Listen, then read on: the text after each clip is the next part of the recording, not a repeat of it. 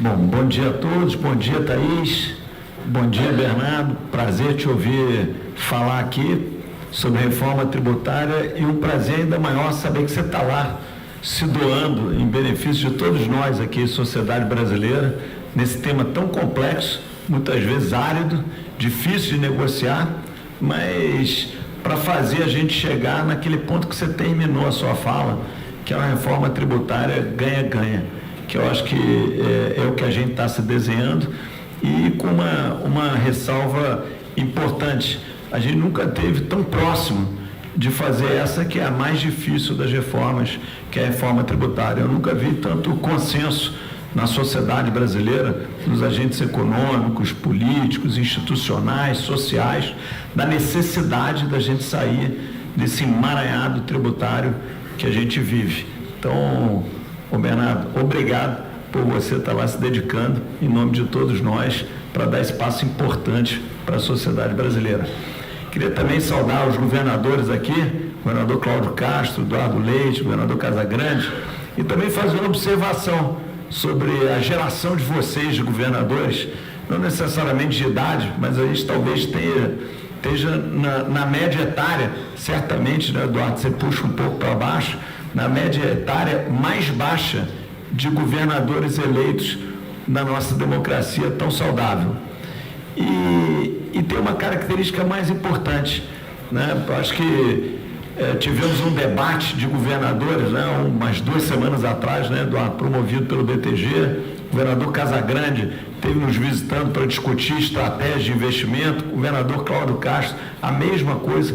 Eu nunca vi, Thaís, um interesse tão grande, uma abertura tão grande das lideranças estaduais aqui do Brasil, e o COSUD não deixa de ser uma iniciativa que vai nessa direção, para como fazer melhor, para como fazer se entender, para como fazer as demandas do mundo empresarial ou financeiro se transformarem de fato em desenvolvimento, que no final do dia é o que traz emprego e renda daqueles que elegeram vocês para sentar na cadeira. Então, eu queria uma saudação, além de dar um bom dia, mas lembrar vocês de que eu acho que eu nunca vi uma postura tão construtiva frente ao desenvolvimento como essa geração de governadores. Então, isso me faz, você também usou uma expressão muito boa, que são os quebra-molas no caminho. E eles são muitos.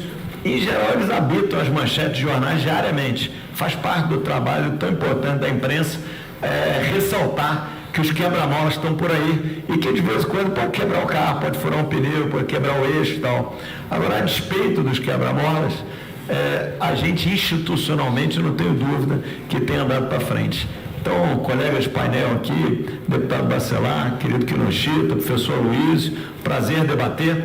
Eu não vou me alongar muito aqui, o Bernardo já deu uma radiografia técnica de onde a gente está indo.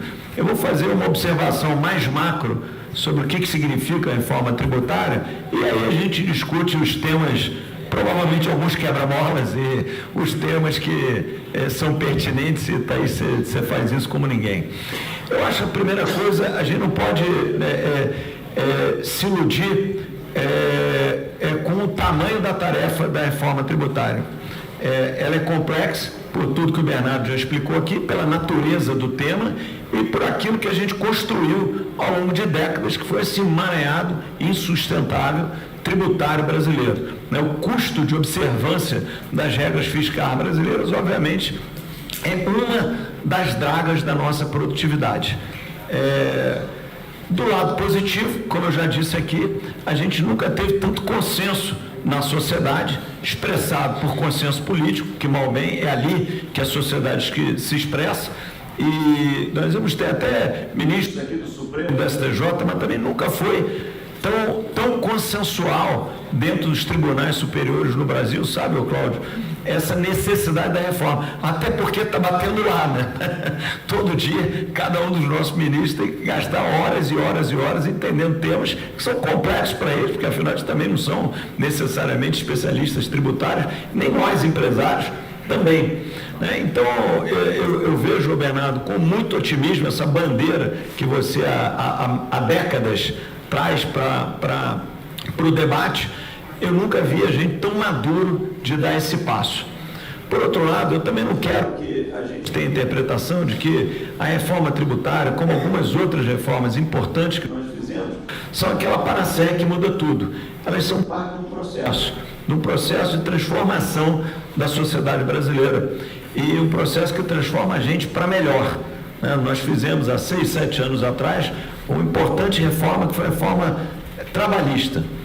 E por que ela era importante? Teve um grande banco internacional que o principal motivo que decidiu sair do Brasil é que ele tinha no Brasil 2% da força de trabalho, arredondando poucos números, e tinha 80%, 2% da força de trabalho mundial ficava no Brasil, mas tinha 80% das ações trabalhistas do mundo ficavam no Brasil. Não precisa ser um especialista, um técnico, um economista, um banqueiro. Qualquer um de bom senso, qualquer um de nós aqui entende que tinha alguma coisa errada. Vamos nos benchmarkizar com o mundo, vamos olhar para fora da nossa janela para ver o que está acontecendo. E demos um passo que nunca é o ideal, sempre faltou alguma coisa, sempre sobrou alguma coisa, mas nós demos um passo importante, que uma otimizada nisso. Ainda não resolvemos, uma otimizada nisso daqui. Há 4, 5 anos atrás, demos um outro passo, que foi a reforma previdenciária. E eu estou citando reformas que foram feitas há alguns anos para poder trazer a autoria dessas reformas, não para o governo A, para o governo B, para o grupo político A, para o grupo político B. No fundo, essas reformas são reformas nossas.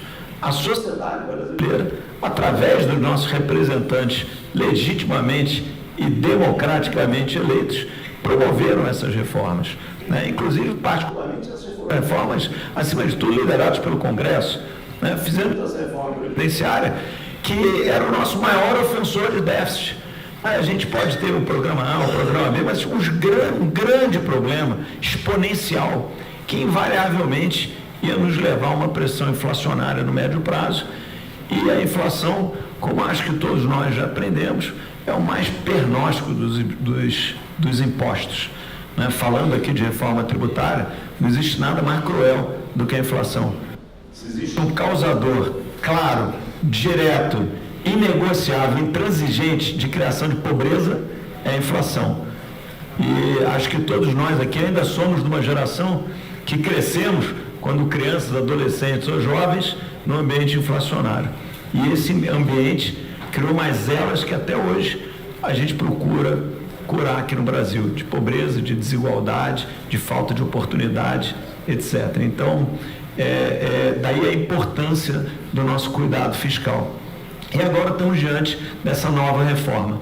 E, como eu disse, eu estou usando e repetindo sua expressão dos quebra-molas, tudo parece quebra-mola, Parece que não tem estrada. Mas tem estrada, sim. E existe uma maneira da gente perceber se a estrada está ficando mais ou menos asfaltada. Um preço na economia que é muito claro, muito visível, muito precificável, e às vezes a gente fica com essa sensação, o mercado isso, o mercado aquilo. Na verdade, o mercado não é um grupo de meia dúzia de pessoas sentadas em edifícios bonitos, tal, decidindo o que vai acontecer. O mercado somos nós. São as nossas decisões de poupar ou de consumir, ou de se tornarmos mais conservadores ou mais propensos ao investimento. Aqueles que estão fora do Brasil e olham o Brasil, o mercado somos nós. E esse mercado, há uns 30 anos atrás, olhando a minha história profissional mais ou menos, ele definia esse preço que eu falei, que define o estado geral do paciente, é o juro real da economia. E há 30 anos atrás, tinha, Bernardo, um incipiente mercado, o professor Luiz conhece muito bem, de debêntures no Brasil, que operava por 2 anos, um horizonte muito curto, sabe, Cláudio? E as taxas eram inflação mais 25% a 30%. Eu vou repetir porque parece confuso aqui. O Eduardo, você é mais novo um pouco do que eu, mas era 25% a 30% mais IGPM. Na época o índice não era o IPCA, era o IGPM, aqui da nossa saudosa, prestigiosa fundação, né, Carlos Ivan? Porque era o único índice de inflação confiável no Brasil, era o IGPM, calculado pela Fundação Getúlio Vargas. E fomos fazendo algumas reformas, e passados mais ou menos uns 15 anos, o governo, pelo Tesouro Nacional, pela primeira vez, lançou os títulos indexados ao IPCA, né, as NTNs Bs, que são essas que muitos de vocês conhecem, os títulos públicos lançados pelo Tesouro Nacional, indexados ao IPCA. E os prazos eram de 5 a 10 anos, e a taxa era entre 12% e 14% no seu primeiro ano de lançamento. Ou seja, fizemos uma evolução de uma total selvageria financeira para alguma coisa que ainda era um belo velho oeste, 12% a 14%. E estendemos os prazos de 10 a 15 anos, de 5 a 10 anos. Passados mais 15 anos, chegamos mais ou menos aonde a gente está, onde essa semana teve um leilão, o mesmo leilão de NTN-Bs, e a taxa foi, os títulos foram emitidos para 2060, portanto, vamos arredondar aqui para 40 anos, e a taxa de 6,5%, ligeiramente abaixo disso, 6,47% mais precisamente. E há 2 anos atrás, essa mesma taxa estava em torno de 4%. Ou seja, eu estou contando essa pequena historieta financeira para mostrar que, a despeito dos solavancos, da idas e vindas, do quebra-molas, nós evoluímos muito. E evoluímos quando a gente traz o debate para o bom senso, para o racional, para o óbvio, olhamos a janela do nosso carro, o que acontece lá fora, observamos os benchmarks internacionais, vemos claramente o que funciona e não funciona, tentamos buscar os bons exemplos, evitamos os maus exemplos, e é assim que a gente, como sociedade, evolui. Então, nesse debate tão importante que a gente vai ter sobre a reforma tributária, e outros tantos que virão ao longo dos próximos 4 anos, que a gente continue se pautando por essa racionalidade, por essa objetividade, e muitas vezes por essa obviedade, que a gente tem acertado mais do que errado, e nós aqui, não foi o governo A, o governo B, o Congresso A, o Congresso B, a entidade A, a entidade B, não, fomos nós. Foi a sociedade brasileira se expressando pelos canais legítimos, que são seus representantes eleitos, transformando o Brasil numa direção melhor. Então, nós andamos muito para frente. E eu sou muito otimista com quanto a gente pode andar para frente. O Brasil é uma sociedade aberta, democracia consolidada, saudável alternância de poder e respeito às regras. Então, que a gente construa regras simples, fáceis e que sejam respeitadas pelas futuras gerações, que certamente nós vamos continuar andando para frente. Então, Obrigada,